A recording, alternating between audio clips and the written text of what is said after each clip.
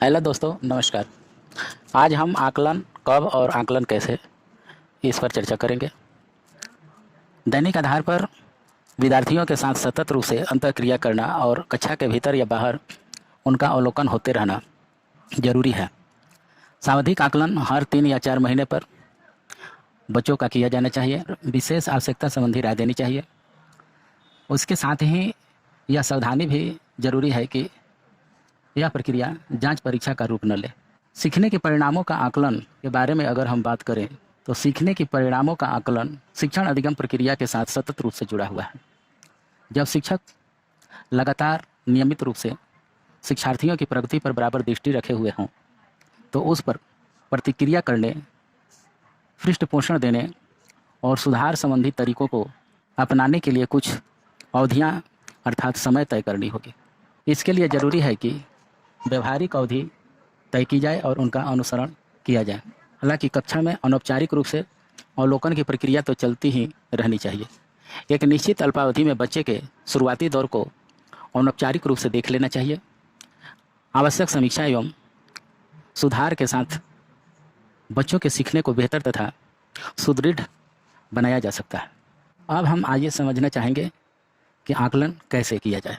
हम लोग पहले ही इस बात पर चर्चा कर चुके हैं कि भाषा के संदर्भ में आकलन के उद्देश्य जो है वह है भाषा की समझ, इसे विभिन्न संदर्भों में उपयोग करने की क्षमता और इसके सौंदर्यपरक पहलू परख सकने की क्षमता का मापन करना है। अब सवाल उठता है कि उद्देश्य के आलोक में हम सभी पक्षों का सम्यक आकलन कर सकते हैं। आकलन की जो मौजूदा प्रक्रिया है उनमें मौखिक एवं लिखित परीक्षा द्वारा बच्चों की शब्द संपदा, व्याकरण संबंधी ज्ञान तथा पढ़ने और लिखने के कौशल की जांच की जाती रही है।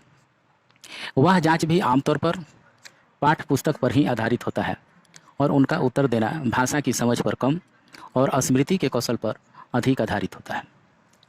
आधुनिक समय में जहां बच्चे की सृजनात्मकता, नवाचार एवं विकास पर बल दिया जा रहा है, हमें मूल्यांकन एवं फीडबैक के नवीन तरीकों को पुनः परिभाषित करना होगा एवं ढूंढना होगा। आकलन के तरीकों पर बात करने से पहले यह समझ लेना आवश्यक है कि हर बच्चा जो है वह अपने आप में अद्वितीय है। सीखने सिखाने के उसके अपने कुछ खास तरीके होते हैं। सभी बच्चे अपनी एक निश्चित गति से सीखते हैं। व्यक्तित्व विशेष की निश्चित गति और सीखने के तरीकों को संबोधित करने वाली आकलन की तकनीकें उनमें आत्मविश्वास पैदा करती है, सीखने के प्रति ललक पैदा करती है, साथ ही बेहतर प्रदर्शन के लिए उत्साहित भी करती है। इन बातों पर अगर हम चर्चा करें तो यह बात स्पष्ट हो जाती है कि जब सभी विद्यार्थियों के सीखने की गति अलग अलग है तो एक समान आकलन की बात करना बेईमानी हो जाएगी। इसका अध्ययन आकलन के विभिन्न तरीके, उपकरण और तकनीकों से ही संभव है। अब इन आकलन के तरीकों के बारे में हम बात करेंगे। आकलन के 4 जो मूलभूत तरीके बताए गए हैं वह इस प्रकार हैं: व्यक्तिगत आकलन, सामूहिक आकलन, स्व आकलन और सहपाठियों द्वारा आकलन। अब हम बात करेंगे कि व्यक्तिगत आकलन, तो यह आकलन शिक्षार्थी विशेष को केंद्र में रखकर किया जाता है। तो इस तरह के जब आकलन किया जाता है तो उस शिक्षार्थी का व्यक्तिगत जो समझ है वह हमारे सामने आ जाता है। दूसरा है सामूहिक आकलन। अब यहाँ पर कक्षा के सभी, या यूँ कहे कि छोटे बड़े समूह में बटे शिक्षार्थियों के कार्य, व्यवहार, सहयोग, नेतृत्व आदि का आकलन किया जाता है। तीसरा है स्व आकलन। इसमें शिक्षार्थी द्वारा स्वयं के सीखने से संबंधित उसकी जो अपनी समझ है उसका आकलन किया जाता है। चौथा है सहपाठियों द्वारा आकलन। इसमें शिक्षार्थी परस्पर एक दूसरे का आकलन करते हैं, अर्थात एक दूसरे से किसी टॉपिक पर बात करते हैं या उनकी जो कार्यशैली है या ऊपर में जो बताया गया उससे संबंधित बातों का वह आकलन जो है एक दूसरे का परस्पर करते रहते हैं। अब हम बात करेंगे कि आकलन के जो उपकरण हैं और तकनीकें हैं उसके बारे में। तो यहाँ पर कहना चाहेंगे कि पहला जो उसमें है पॉइंट वह है मौखिक आकलन। इसके तहत मौखिक आकलन या भाषाई कौशलों के आकलन का बहुत ही सरल और सटीक तकनीक है। विद्यालय में औपचारिक या अनौपचारिक गतिविधियों के आयोजन के क्रम में विद्यार्थियों के संवाद, कौशल, अभिनय आदि का आकलन किया जा सकता है। मौखिक आकलन के लिए औपचारिक गतिविधि का आयोजन किया जा सकता है। इसके तहत हम देखेंगे कि प्रश्न उत्तर सत्र, बच्चों की भाषा संबंधी तत्परता, शब्द संपदा, उच्चारण और भाषा की बुनावट संबंधी कौशलों को जानने के लिए तरह तरह के सवाल बनाए जा सकते हैं। सवाल पाठ्य पुस्तक की तो होनी ही चाहिए, साथ ही साथ पुस्तक से बाहर के भी होने चाहिए जो शिक्षार्थियों के दैनिक जीवन से जुड़े हों और उनकी रुचियों में शामिल हों। दूसरा है कहानी कहना। बच्चे बच्चियों का कहानी से हम सभी जानते हैं कि बचपन से ही लगाव होता है। कहानी सुनते सुनते कहानी गढ़ने का कौशल या कहानी अपने शब्दों में सुनाते समय शब्दों का चयन और वाक्यों की बुनावट भी आकलन योग्य होता है। तीसरा है बोलकर पढ़ना। भाषा संबंधी आकलन की पारंपरिक विधियों में यह विधि आज भी उतना ही महत्वपूर्ण है जितना पहले था। इसके द्वारा विद्यार्थी के पठन कौशल के साथ उनके उच्चारण, विराम चिन्हों का सटीक प्रयोग, भावाभिव्यक्ति आदि का सफल आकलन किया जा सकता है। चौथा है वर्णन करना। वर्णन करना प्राथमिक कक्षा के शिक्षार्थियों के मौखिक आकलन का कारगर जरिया है। देखी सुनी या पढ़ी बातों का वर्णन करना भी भाषाई कौशल का द्योतक है। पांचवा है प्रस्तुति और अभिनय। प्रस्तुति के क्रम में अपनी बात रखने के तरीके, संवाद कौशल और उनकी प्रभावपूर्ण कथन, विषय की समझ आदि का आकलन किया जा सकता है। अभिनय में शिक्षार्थी के संवाद कौशल के तहत बालाघात, अनुतान, बॉडी लैंग्वेज, हाव भाव आदि का आकलन किया जा सकता है। अब आइए हम बात करते हैं यहाँ पर अवलोकन का। अवलोकन द्वारा चर्चा करना, अभिनय, स्वतंत्र अभिव्यक्ति, समूह में संवाद, चित्र पढ़ना आदि गतिविधियों का अनौपचारिक या औपचारिक अवलोकन आकलन का महत्वपूर्ण अंग बन जाता है। अवलोकन कक्षा के अंदर या बाहर किसी भी स्थान पर किया जा सकता है। इससे हम विद्यार्थी के व्यवहार, उनकी रुचि, चुनौती आदि के बारे में जानकारी इकट्ठा करते हैं। अवलोकन के क्रम में किए गए परीक्षणों को टिप्पणी के रूप में तुरंत दर्ज कर लेना चाहिए। अवलोकन में पूर्वाग्रह से श्रोता बचने की आवश्यकता है। तीसरा है लिखित आकलन। लिखित आकलन सिर्फ लेखन कौशल का आकलन नहीं है। इसके द्वारा पढ़ना, समझना, ग्रहण करना, कल्पना करना, स्वतंत्र अभिव्यक्ति देना आदि का आकलन किया जा सकता है। इसमें हम यह कह सकते हैं कि बस यह है कि आकलन हेतु जिस उपकरण का प्रयोग किया जा रहा है इसे सृजनात्मक रूप में प्रस्तुत किया जाना चाहिए, यथा जांच पत्र संदर्भ का विस्तार करने वाला, कल्पनाशीलता का पोषण करने वाला, अनुभव आधारित उत्तरों का पोषण करने वाला एवं विश्लेषण क्षमता को बढ़ाने वाला हो।